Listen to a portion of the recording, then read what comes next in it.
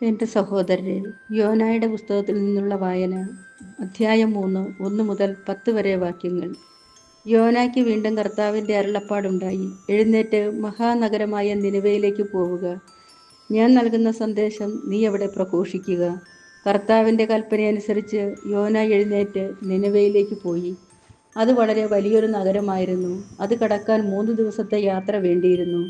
യോന നഗരത്തിൽ കിടന്ന് 1 ദിവസത്തെ വഴി നടന്നു.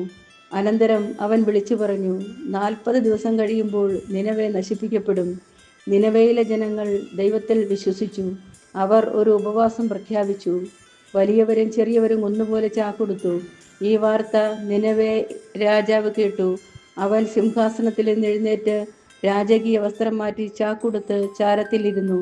അവൻ നിനവെ മുഴുവൻ ഒരു വിളംബരം പ്രസിദ്ധപ്പെടുത്തി. രാജാവിൻ്റെയും അവൻ്റെ പ്രഭുക്കന്മാരുടെയും കൽപ്പനയാണിത്. മനുഷ്യനോ മൃഗമോ കന്നുകാലിയോ ആടോ ഒന്നും ഭക്ഷിക്കരുത്.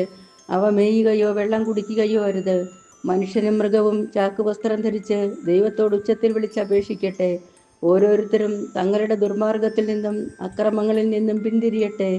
ദൈവം മനസ്സ് മാറ്റി തൻ്റെ ക്രോധം പിൻവലിക്കുകയും അങ്ങനെ നാം നശിക്കാതിരിക്കുകയും ചെയ്തേക്കാം.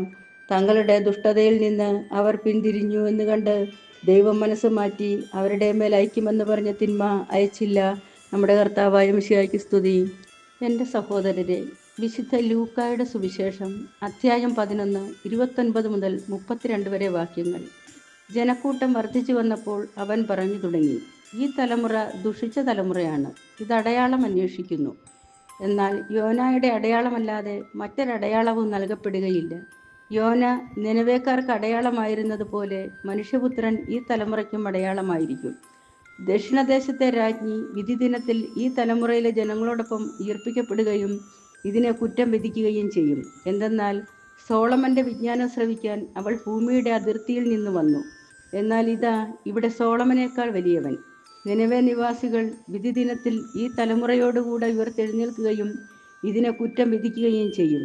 എന്തെന്നാൽ യോനായുടെ പ്രസംഗം കേട്ട് അവർ പശ്ചാത്തപിച്ചു.